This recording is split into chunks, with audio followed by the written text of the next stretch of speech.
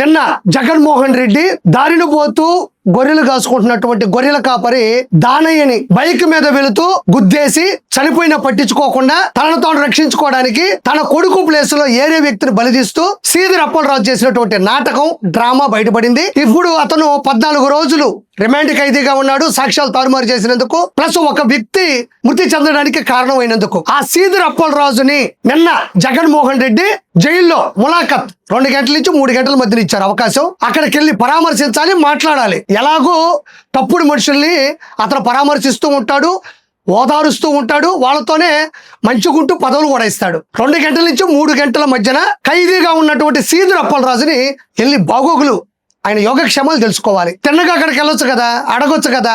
బుద్ధున్న వ్యక్తి ఎవరైనా, నీతి న్యాయం ఉన్న ఎవరైనా, అమాయకుడైన దానయ్య లాంటి దిగువ మధ్య తరగతి కుటుంబానికి సంబంధించిన ఒక చిన్న పిల్లాడు ఉన్నటువంటి కుటుంబంలోని దానయ్యని చనిపోవడానికి కారణమైనటువంటి ఓ నిందితుడిని, సాక్ష్యాలు తారుమారు చేసినటువంటి ఒక నిందితుడిని పరామర్శించడానికి వెళ్ళడం అత్యంత దారుణం. అది ఎలాగో జగన్మోహన్ రెడ్డి చేస్తాడు. పరామర్శించడానికి వెళ్ళేటప్పుడు మళ్ళీ శాంతి భద్రతలకి ఆటంకం కలిగించుకుంటూ, ప్రజల్ని ఇబ్బంది పెడుతూ, ట్రాఫిక్ నిబంధనల్ని ఉల్లంఘిస్తూ ఎంత ఇబ్బంది చేశాడు నిన్న. అక్కడ నుంచి జైలుకి వెళ్లేంత వరకు అడుగడుగున పేటీఎం బ్యాచ్ ని దింపి, రకరకాల నియోజకవర్గాల నుంచి డబ్బులు ఇచ్చి వాళ్ళందరినీ దింపి, రకరకాలుగా కార్యక్రమాలు చాలా ఇబ్బంది పెడుతూ చేసినటువంటి ఆకృత్యాలు నేను ప్రత్యేకంగా చెప్పనక్కర్లేదు. ఇక్కడ మనం అవమానంగా ఫీల్ అవ్వాల్సింది Amudalavalasa sub inspector of police Pravalika గారిని. ఆవిడ డ్యూటీలో ఉంది, శాంతి భద్రతలకి ఆటంకం కలగకుండా ఆవిడ అక్కడ తిరుగుతూ ఉంది. అక్కడ మహిళల్ని రక్షించాలి, ఆవిడ డ్యూటీ చేయాలి, ఏదైనా ఇబ్బందులు ఉంటే తొలగించాలి. మీకు తెలిసిందే, అన్ని చోట్ల డ్యూటీ చేయడం వేరు. జగన్మోహన్ రెడ్డి ఓదార్పుకో పరామర్శించడానికో వచ్చినప్పుడు ఆ రౌడీలు, ఆ గూండాలు, ఆ దౌర్జన్యం చేసేవాళ్ళు, ఆ గంజాయి మొత్తంలో జగన్మోహన్ రెడ్డి పోయిపించే పాత మందు మొత్తంలో ఎలాంటి దౌర్భాగ్యాలు చేస్తారో ప్రత్యేకంగా చెప్పనక్కర్లేదు. వాటి మధ్యలో డ్యూటీ చేస్తున్నటువంటి ఆముదాల వలస ఎస్ఐ, ఓ మహిళా ఎస్ఐ ప్రవళిక గారు ఎంత ఇబ్బంది పడ్డారో విజువల్లో మీరు చూడండి. తొక్కేస్తూ, తోసేస్తూ, పైన చేతులేస్తూ, ర్యాగింగ్ చేస్తూ ఒక మహిళని ఇబ్బంది పెట్టడమే తప్పు అయితే, ప్రజల్ని రక్షించాల్సినటువంటి పోలీసు డ్యూటీలో ఉండేటువంటి ప్రవళిక గారిని చేసినటువంటి ఇబ్బంది పరిస్థితులు చూస్తే మహిళలకు కానీ, మహిళా పోలీస్ అధికారులకు కానీ ఈరోజు రక్షణ ఉందా ఆంధ్ర రాష్ట్రంలో? అదే కాకుండా అక్కడ మహిళా పోలీస్కి ఏం పని, మహిళలకి ఏం పని అని అవహేళన చేసేటువంటి పరిస్థితి వైఎస్ఆర్సీపీ వాళ్ళు చేస్తున్నటువంటి దుర్మార్గమైనటువంటి కామెంట్లు. పోలీసులు రకరకాలుగా ఉంటారు.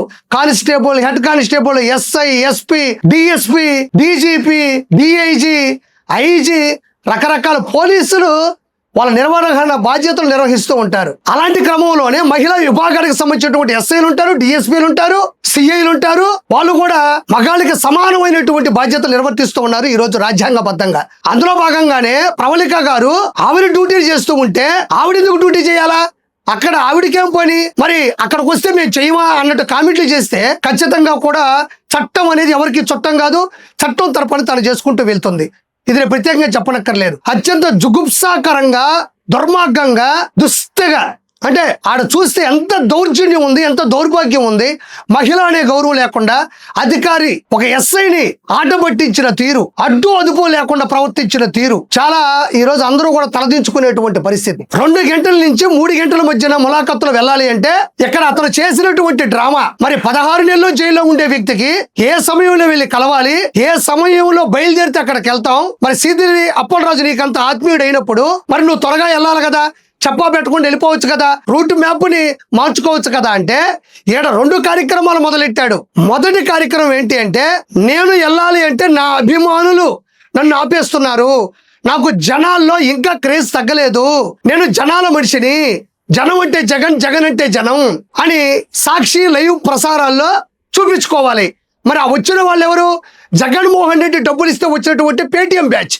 వచ్చిన ఆ 100 మీద మధ్యన టైట్ క్లోజ్ షాట్ కెమెరా పెట్టడం, జనాలు ఇతను నలిపేస్తూ, జనాలు ఇతన్ని ఆపేస్తూ ముందుకు పోనివ్వట్లేదు అని ఒక పాయింట్, ఒక కార్యక్రమం. రెండోది, నేను వీళ్ళ వల్ల, నా అభిమానుల వల్ల నేను తట్టుకోలేకపోవడం, నేను ముందుకు వెళ్ళలేకపోవడం వల్ల నేను టైంకి వెళ్ళలేకపోయాను అనేది 2వ పాయింట్. మరి ఒక వ్యక్తి ఆ రోజుల్లో పరదాలు, పచ్చని చెట్లు కొట్టేసి తాడేపల్లి ప్యాలెస్ లోనే రాజ్యాన్ని సృష్టించినటువంటి ఒక వ్యక్తికి శ్రీధర్ అప్పలరాజుని పర్మనెంట్ గా, అంటే పర్సనల్ గా కలిసేటువంటి విధి లేదా? కాబట్టి ఇక్కడ మనం అర్థం చేసుకోవాల్సింది, ఆడవాళ్ళ మధ్యన అంటే ఆయన ఎప్పుడు విలువనివ్వడు.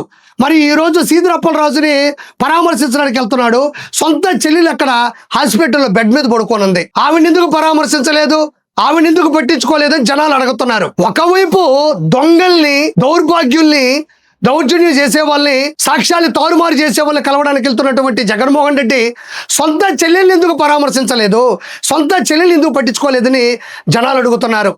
రెండోది, ఒక మహిళ, ఒక అధికారిని ఎంత తీవ్రమైన ఇబ్బంది పెట్టారు, కనీసం ఆడవాళ్ళకి గౌరవించడం చేతకాని జగన్మోహన్ రెడ్డి భవిష్యత్తులో ఇంకా దిగజారిపోతున్నాడని జనాలు ప్రస్తావిస్తున్నారు, నేను కాదు. కాబట్టి ఇదంతా కూడా జనాలు చూసి ఎలాంటి పరిస్థితుల మధ్యన జగన్మోహన్ రెడ్డి దిగజారిపోయాడు తెలుసుకొని 2029లో ఓటుతో సమాధానం చెప్పాలని నేను మనస్ఫూర్తిగా కోరుకుంటూ థ్యాంక్ యూ సో మచ్.